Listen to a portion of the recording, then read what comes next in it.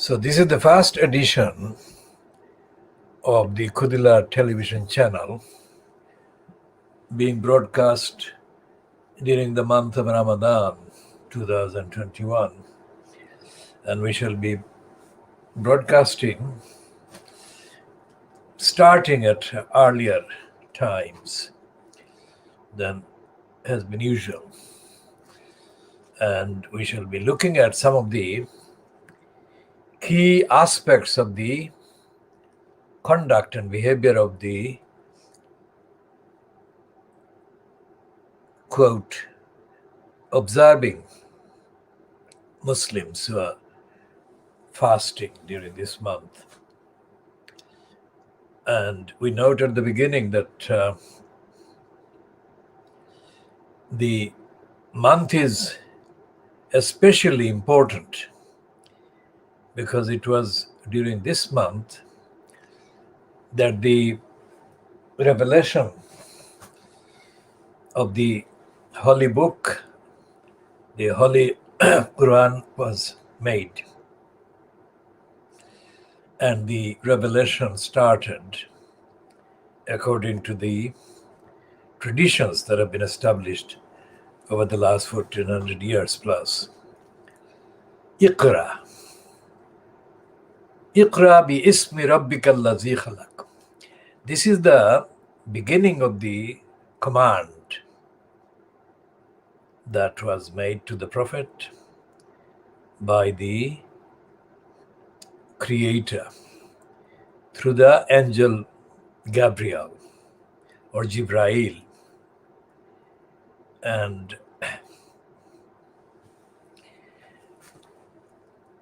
any understanding of this command should be enough to constitute what can be called the manifesto for the Muslim, believing Muslim.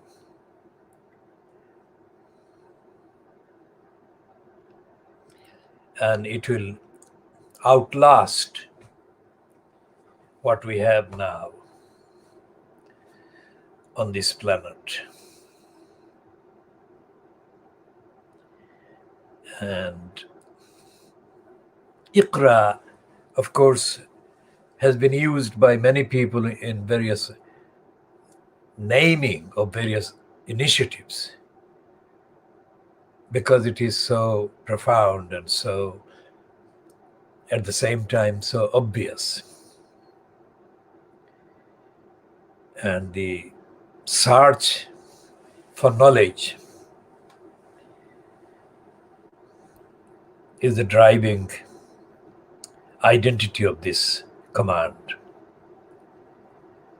Search for knowledge, which is expanded and explained and elaborated on in the rest of the Holy Quran and the further explanations made by the various sayings of the Prophet, peace be on him himself, and further interpreted and expanded by the followers.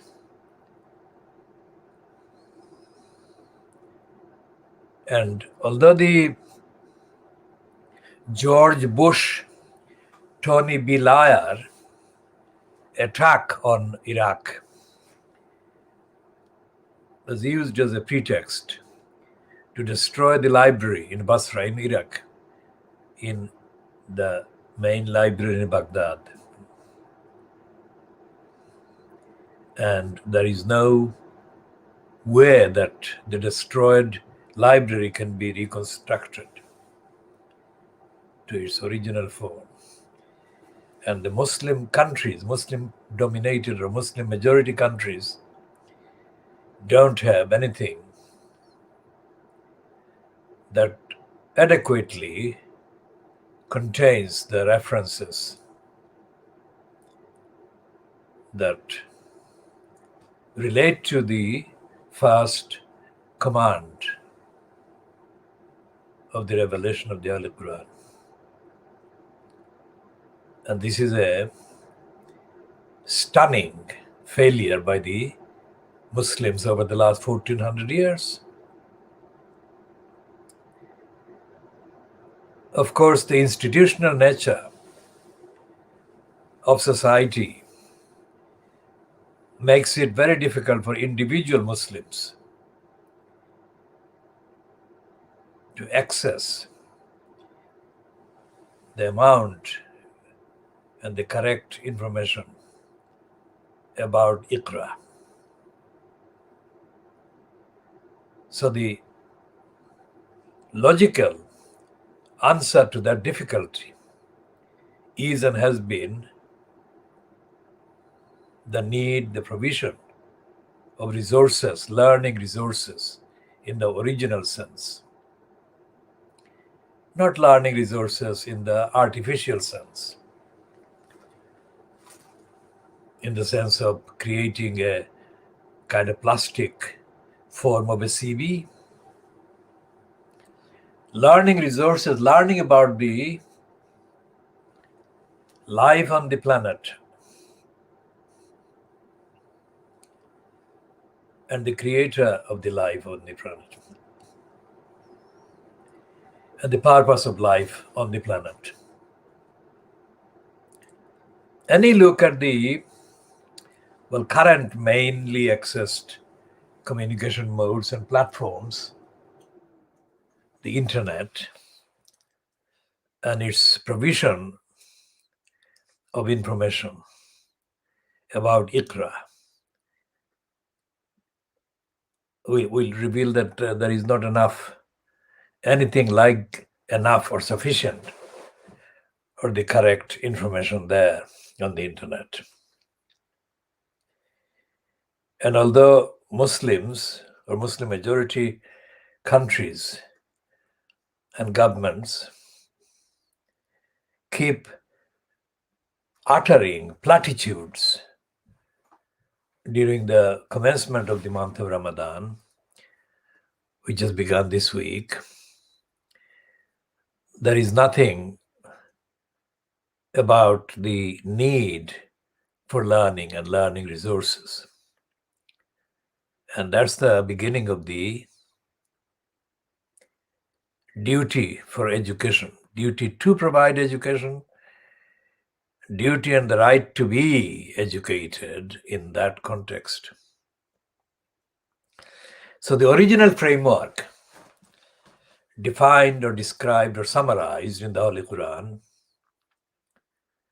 has yet to be implemented by Muslim majority countries.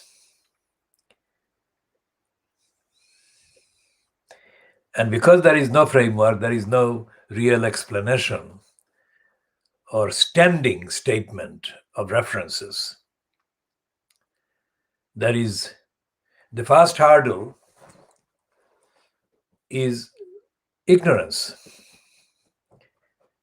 And quite a few Muslims even don't know, quite a few Muslims, not all of them, not necessarily the majority, but a significant number of Muslims of all genders and all affiliations, personal affiliations and orientations, don't even know the existence of this direction. Read in the name of your Creator. Now that search is itself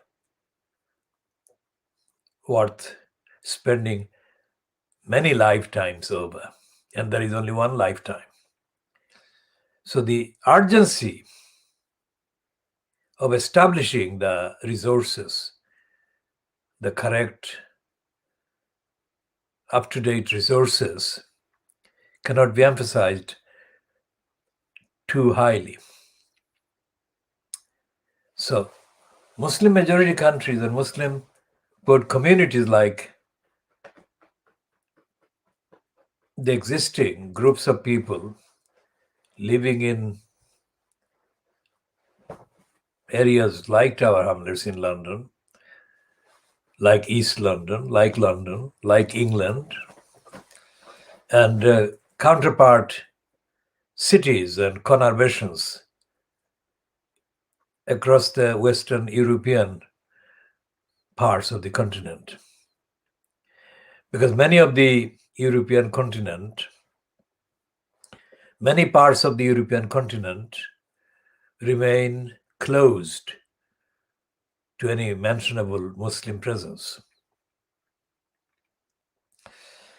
And as is known from the 70 odd years of the USSR, when many Muslim communities were kept in states of suppression and cultural and religious and faith-based suffocation.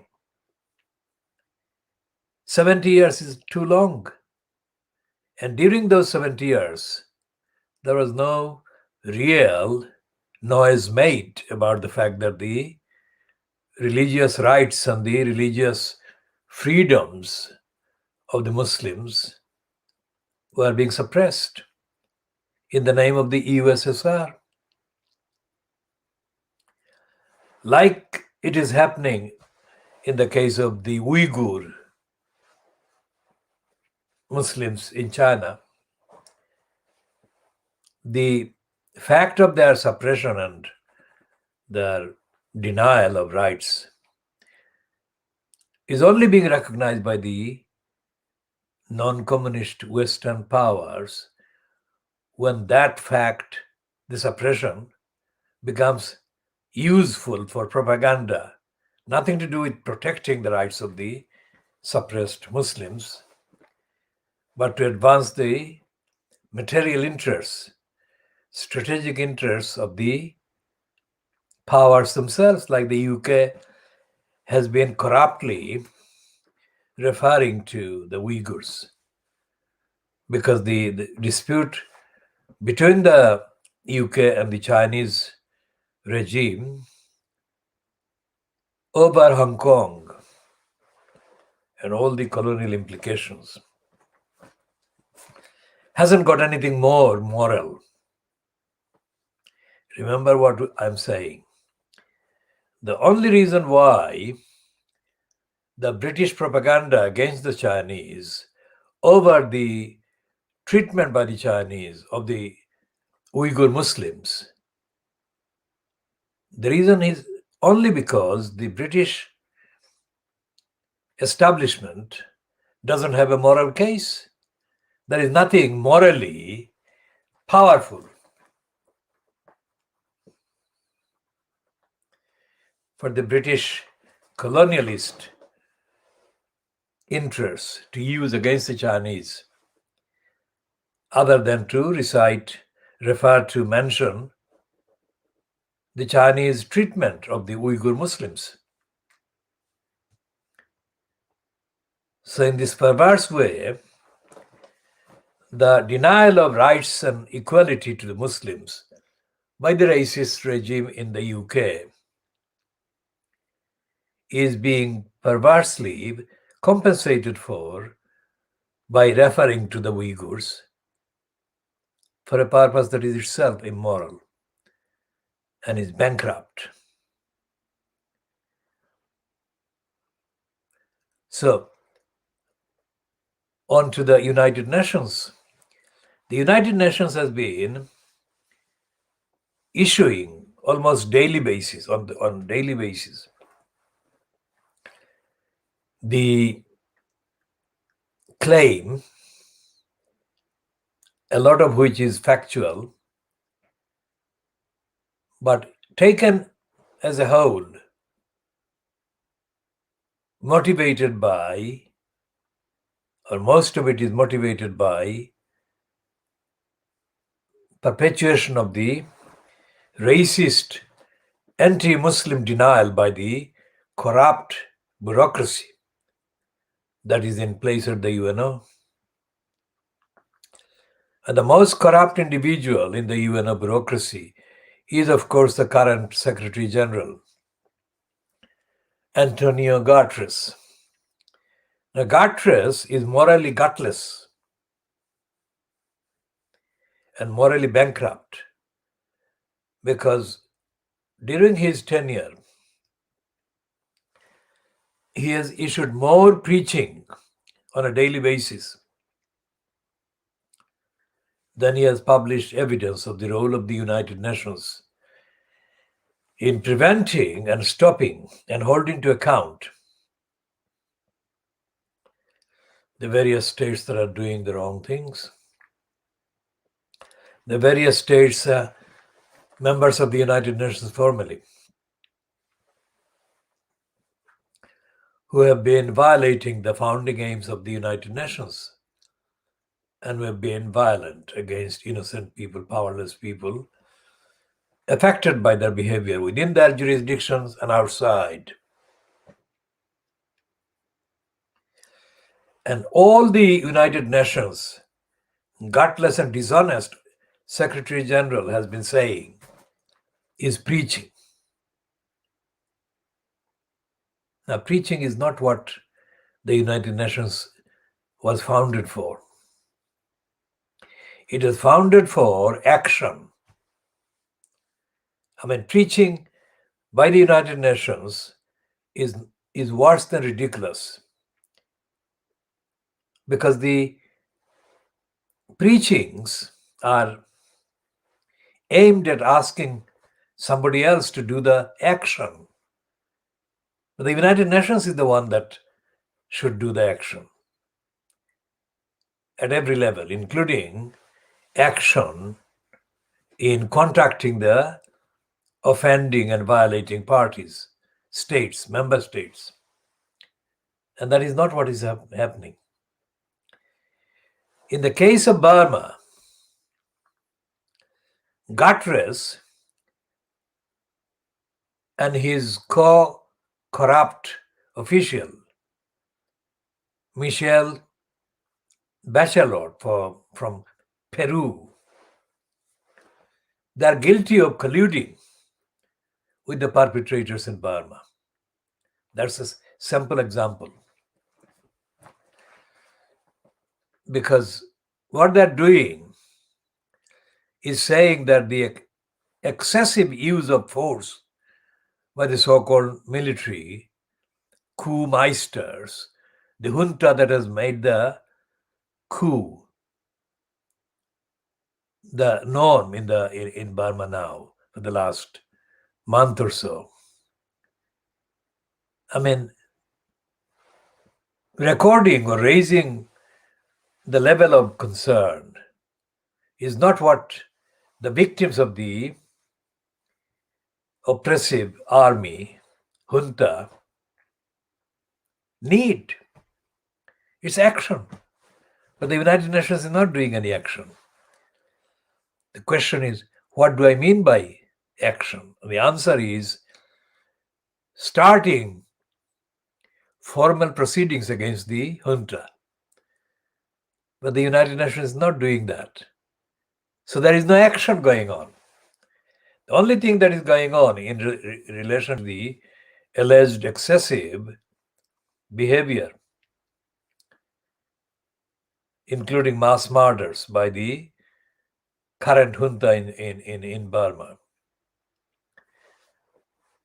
There is nothing going on in terms of starting, say, some of the conventional activities like passing a motion at the United Nations and through its agencies concerned to stop supplies to the regime, and nothing has happened by way of supplies being stopped. Now, why is that not the most important aspect of what is going on in Burma? The answer is the genocide, because the genocide of the Rohingya Muslims by the military, by the Burmese military and many of the civilians, including some of the so-called Buddhist kind of religious people, monks and others. That took place and that affected, literally, that has affected millions of people. Now, it is not our purpose to kind of undermine the severity of impact on the people who have been murdered and killed and incarcerated now by the army. We only emphasize the fact that this is not happening in isolation. This is happening against the background of the mass murders, mass rapes, and the massacres and the genocide that took place against the Burmese by the military, and the world was not opposing that. No action has been taken against Burma, and none of the people, including the leader of the regime which did the genocide, Aung San Suu Kyi, has been brought to trial for crimes against humanity that they committed and crimes which remain very overdue for trial or trials. And none of the perpetrators of the genocidal attacks on the Uyghur Muslims in China has been identified, let alone any action being taken under the initiative of the United Nations. And there are other genocidal attacks going on in other parts of the world, and the United Nations is equally dead, except providing this corrupt, racist, anti-Muslim individual, Anthony Guterres, daily pretexts and platforms for pathetic preaching. So those Muslims who are under attacks in Burma and are being violated in places where they've sought or tried to seek shelter, like in India, which is dominated by the ferociously anti-Muslim, Muslim-hating alliance of the Hindu fundamentalists, Bharatiya Janata Party. The Muslims are not left alone to peacefully pursue the month of Ramadan, the duties of the month of Ramadan, and the same thing is happening in every sport. And we extend our campaign, extend similar solidarity and sympathy and support for the victims of genocide and massacres and rapes and violations because of their faith, which is not Islam but Christianity and other faiths, and they're being attacked by people, including in Muslim majority countries. And it is not allowed in Islam for any Muslim to perpetrate any crime against people, innocent people, only because of their religion or faith. All reports, all accurate and authentic and verifiable reports about Muslims, say for example in Pakistan, reportedly kidnapping girls from the Hindu and Christian backgrounds, let's say. There are other backgrounds, but those two are numerically big enough to warrant significant mention. But they represent the fact that they are mentioned represents similar treatment being suffered by girls from other backgrounds, other faiths. There are more than 2 or 3 faiths in Pakistan, but the numerical majority of faiths are Islam and Christianity and Hinduism, Sikhs as well. So no Muslim should assume that they are fasting during the month of Ramadan while condoning, supporting, or in any way staying silent on the abduction, rape, and forced conversion of Hindu, Sikh, Christian girls into Islam is halal or acceptable. This is a major crime at every stage, and Muslims must not stay silent. Any Muslim, anywhere, including in Pakistan, in this context of the reference, who knows of such anti-Islamic activities going on, anti-Islamic behavior being done by Muslims, has got the duty, the farz, the actual major duty to do everything they can to stop these. So that's the general kind of reference to Muslim countries. It's not confined to Muslim country called Pakistan. It is including Muslim country called Pakistan. Other Muslim countries, Muslim majority countries, have significant problems of tolerating attacks on non-Muslims. And more often than not, the attacks include attacks on girls of other faiths or other backgrounds. That is totally a major crime in Islam. And it is time that the world began to hear of Muslim countries truly stopping these anti-Muslim behavior and attacks on non-Muslim people. This should not be something that should be delayed or deferred or hidden or denied. This is the emergency being experienced by the innocent people of other faiths. Well, in theological terms, some people may say that anyone who believes in anything other than Islam is committing an offense. Well, that may be their opinion, but that should not be allowed to be seen as the opinion of objective kind of world, because extrapolated against Muslims, non-Muslims could do the same to Muslim girls or Muslim women, which they are doing. So both sides, both types of anti-Muslim behavior must be brought to an end.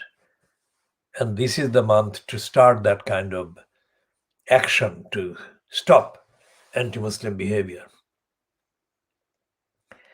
As for the various so-called parliaments and so-called forms of democracy in these Muslim majority countries,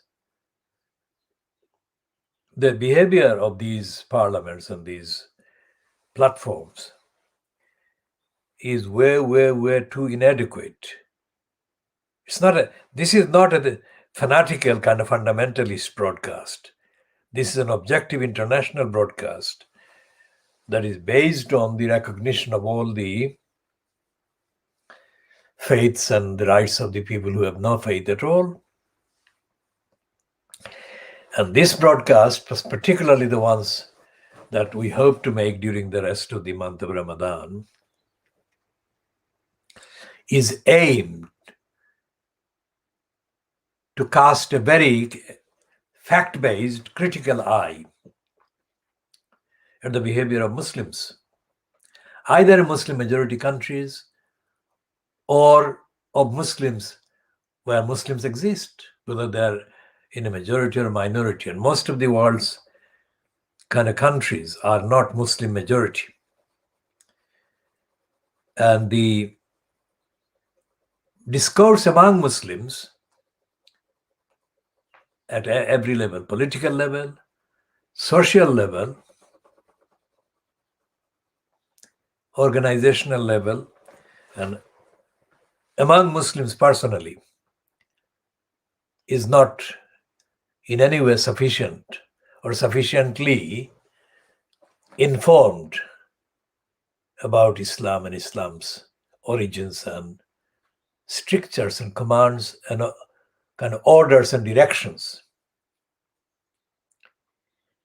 Although they claim to be otherwise kind of engaged and otherwise oriented than their counterparts in other religions. The Muslim clergy, they also deny that they are a clergy. But putting that aside, the Muslim kind of, quote, leaders, religious leaders, are engaged in anti-Muslim, anti-Islamic activities. And they will be mainly engaging in anti-Islamic agendas and programs during this month, everywhere. And in the ordinary day-to-day kind of observance of Islam in the month of Ramadan, the Muslims are not going to observe literally observe the requirements. For example, they wait until the end of the month of Ramadan, let's say, to stage token acts of charity to the poor. I would say that is completely wrong. Of course, the zakat should be given to those in need and in poverty at the end of the month of Ramadan. That is true. But that is not sufficient. And there shouldn't be any hunger and starvation in a Muslim society or a Muslim neighborhood. Well, the details will be, of course, elaborated on later in this month, but I mean, that is the thing that should happen. And the provision of justice, the access to fair treatment and fair hearing, and fair adjudication by Muslims of grievances by Muslims against one another. That is not present. That should be present. That should be brought about.